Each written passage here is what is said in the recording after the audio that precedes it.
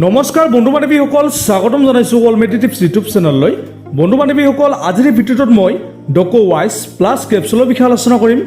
এই ডকোৱাইজ প্লাছ কেপচুলটো কি কি কণ্ডিশ্যনত ব্যৱহাৰ কৰা হয়, এই কেপচুলটোত কি কি কম্পজিশ্যন আছে, কোনটো কোম্পানীয়ে মেনুফেকচাৰ কৰিছে, ইয়াৰ ড'জ, প্ৰাইচ আৰু ব্যৱহাৰ কৰাৰ পিছত আপোনাৰ কিবা ছাইড ইফেক্ট হ'ব নেকি, আজিৰ বিষয়ে ভিডিঅ'টোত আলোচনা কৰিম। তো বন্ধু বান্ধৱীসকল, আপোনালোকে ভিডিঅ'টো স্কিপ নকৰাকৈ আৰম্ভণিৰ পৰা শেষলৈকে চাব। বন্ধুসকল, ডকোৱাইজ কেপচুলটো মেনুফেকচাৰ কৰিছে এপেক্স লেবৰেটৰিজ লিমিটেডে। ইয়াতে মোৰ 10টা কেপচুল আছে। 10টা কেপচুলৰ মূল্য হ'ল 150 টকা। আপোনালোকে যিকোনো মেডিকেল ষ্ট'ৰত পাই যাব। আৰু এই পেকটোত মাত্ৰ 4টা কেপচুল আছে। এই পেকটো চেম্পলৰ পেক হয়।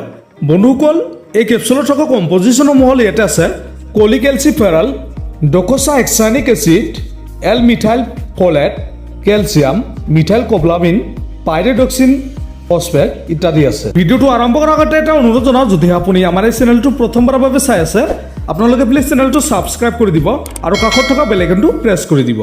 তো বন্ধু বান্ধৱীসকল, এই ডকোৱাইজ প্লাছ কেপচুলৰ বেনিফিটছ সম্পৰ্কে আলোচনা কৰিম। এই কেপচুলটো সাধাৰণতে হাড়ৰ সমস্যা অষ্টিঅআৰ্থৰাইটিছ বেমাৰত ব্যৱহাৰ কৰা হয়। যিসকল লোকৰ শৰীৰত ভিটামিন ডিৰ পৰিমাণ কমি গৈছে, এনেকুৱা কণ্ডিশ্যনত এই কেপচুলটো ব্যৱহাৰ কৰা হয়। যদি কোনো লোকৰ ভিটামিন B6ৰ পৰিমাণ কমি গৈছে, এনেকুৱা ক্ষেত্ৰতো এই কেপচুলটো ব্যৱহাৰ কৰা হয়। ইয়াৰ উপৰি শৰীৰত থকা ভিটামিন B12ৰ পৰিমাণ কমি গ'লে এই কেপচুলটো ব্যৱহাৰ কৰা হয়। ইয়াত থকা মিথাইল কোবলামিনে প্ৰ'টিন আৰু চৰ্বি শক্তিলৈ ৰূপান্তৰ কৰাত সহায় কৰে আৰু শৰীৰত হিমগ্ল'বিনৰ পৰিমাণ বঢ়োৱাত সহায় কৰে। বন্ধুসকল, ইয়াত থকা কলিকেলচিফেৰল, যাক আমি ভিটামিন D3 বুলি কোৱা হয়, আপোনাৰ শৰীৰত কেলছিয়ামৰ শোষণ কৰাত সহায় কৰে। যিসকল লোকৰ ভিটামিন ডিৰ পৰিমাণ কমি যায়, এনেকুৱা কণ্ডিশ্যনত এই ভিটামিন D3ৰ পৰিমাণ বঢ়াবলৈ এই কেপচুলটো ব্যৱহাৰ কৰা হয়। বন্ধুসকল, এই ভিটামিন ডি মূলত সূৰ্য ৰশ্মিৰ পৰা পোৱা যায়। ইয়াৰ উপৰি কিছুমান খাদ্য যেনেকৈ আপোনাৰ মাছ, কণী, গাখীৰতো ভিটামিন ডি প্ৰচুৰ পৰিমাণে পোৱা যায়। বন্ধুসকল, যিসকল লোকৰ শৰীৰত কেলছিয়ামৰ পৰিমাণ কমি যায়, হাড়ৰ সমস্যা হয়, হাড়ৰ বিষ হয়, পেশী দুৰ্বলতা হয়, অষ্টিঅ'মেলেচিয়া বেমাৰ হয়, এনেকুৱা ক্ষেত্ৰত এই ভিটামিন ডি ব্যৱহাৰ কৰা হয়। বন্ধুসকল, ভিটামিন ডিয়ে কেলছিয়াম আৰু ফছফৰাছ নিয়ন্ত্ৰণ কৰাত সহায় কৰে। বন্ধুসকল, যিকোনো ধৰণৰ মেডিচিন ব্যৱহাৰ কৰাৰ আগতে আপোনালোকে সদায় ডক্টৰৰ পৰামৰ্শ ল'ব। ডক্টৰৰ পৰামৰ্শ নোহোৱাকৈ আপোনালোকে কোনো ধৰণৰ মেডিচিন ব্যৱহাৰ নকৰিব। তো বন্ধুসকল, এই ডকোৱাইজ প্লাছ কেপচুলৰ ড'জ বা সেৱনৰ বিষয়ে আলোচনা কৰিম।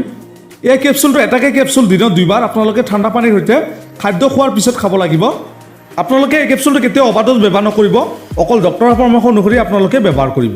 তো বন্ধু বান্ধৱীসকল, গৰ্ভৱতী মহিলাই এই কেপচুলটো ব্যৱহাৰ কৰাৰ আগতে ডক্টৰৰ পৰামৰ্শ ল'ব। আৰু যিসকল লোকৰ কেলছিয়ামৰ মাত্ৰা বেছিকৈ আছে, সেইসকলে কেতিয়াও ব্যৱহাৰ নকৰিব। আৰু এই কেপচুলটো কেতিয়াও আপোনালোকে অভাৰড'জ ব্যৱহাৰ নকৰিব। বন্ধুসকল, ডকোৱাইজ কেপচুলটো ব্যৱহাৰ কৰাৰ পিছত আপোনাৰ ছাইড ইফেক্ট দেখা দিব পাৰে, যেনেকৈ আপোনাৰ বুকুৰ বিষ, উশাহ লোৱাত কষ্ট, বমি হোৱা, মূৰ ঘূৰোৱা আদি এনেকুৱা ধৰণৰ ছাইড ইফেক্টসমূহ দেখা দিব পাৰে। তো বন্ধু বান্ধৱীসকল, আজিৰ ভিডিঅ'টো ইমান আছিল। যদি ভিডিঅ'টো ভাল লাগে, প্লিজ এটা লাইক কৰি দিব।